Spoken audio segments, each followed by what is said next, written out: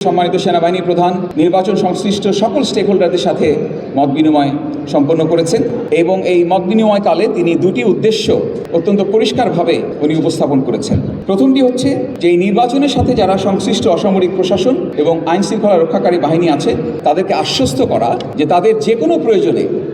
একটি সুষ্ঠু নির্বাচন অনুষ্ঠানের জন্য যে কোনো প্রয়োজনে বাংলাদেশ সেনাবাহিনী যে কোনো দায়িত্ব বা সহযোগিতা দিতে প্রস্তুত থাকবে। এটি হচ্ছে প্রথম উদ্দেশ্য। এবং দ্বিতীয় উদ্দেশ্য ছিল সাধারণ জনগণের মধ্যে নির্বাচন সম্পর্কে একটা আস্থার জায়গা তৈরি করা এবং একটি সুস্পষ্ট বার্তা দেয়া যে বাংলাদেশ সরকার, নির্বাচন কমিশন, অসামরিক প্রশাসন, আইন শৃঙ্খলা রক্ষাকারী বাহিনী, সশস্ত্র বাহিনী সকলে সমন্বিতভাবে একটি সুন্দর এবং অবাধ নির্বাচন অনুষ্ঠানের জন্য বদ্ধপরিকর। সম্মানিত সেনাবাহিনী প্রধান আরও আশ্বস্ত করেন যে নির্বাচনের দিন এবং তৎপরবর্তী সময়ে যে সকল জায়গাগুলো বিপদসংকুল, দুর্গম,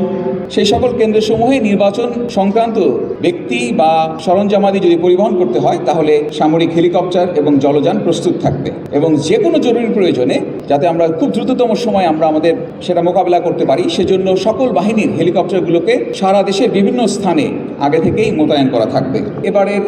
নির্বাচন পূর্ববর্তী নির্বাচনগুলোর চাইতে অনেক বেশি টেকনোলজির ব্যবহার বা প্রযুক্তির ব্যবহার হচ্ছে, সুরক্ষা অ্যাপ ব্যবহার করা হচ্ছে, ঝুঁকিপূর্ণ কেন্দ্রগুলোতে পুলিশের কাছে বডি ওন ক্যামেরা থাকছে। এছাড়াও আইনশৃঙ্খলা রক্ষাকারী বাহিনীগুলো ড্রোন এবং অন্যান্য প্রযুক্তির ব্যবহার করবে যাতে দ্রুততম সময়ে যে কোনো পরিস্থিতি মোকাবেলা করা সম্ভবপর হয়। সম্মানিত সেনাবাহিনী প্রধান যে দুটি মুখ্য উদ্দেশ্য নিয়ে সকল স্টেকহোল্ডারদের সাথে মত বিনিময় করেছেন তার একটি গুরুত্বপূর্ণ উদ্দেশ্য হচ্ছে জনগণের মনে এই আস্থাটা দেয়া, একটি স্পষ্ট বার্তা দেয়া যে বাংলাদেশ সরকার, নির্বাচন কমিশন, অসামরিক প্রশাসন এবং সকল আইনশৃঙ্খলা রক্ষাকারী বাহিনীর পাশাপাশি সশস্ত্র বাহিনী একটি অবাধ এবং সুষ্ঠু নির্বাচনের জন্য যা যা করণীয় তা করতে বদ্ধপরিকর। একটি সুষ্ঠু নির্বাচন করতে গিয়ে যা যা করণীয় আইন অনুযায়ী যে ব্যবস্থা নেওয়া প্রয়োজন সেই ব্যবস্থা নেওয়ার জন্য আইনশৃঙ্খলা রক্ষাকারী বাহিনীর পাশাপাশি সশস্ত্র বাহিনী সর্বদা প্রস্তুত রয়েছে।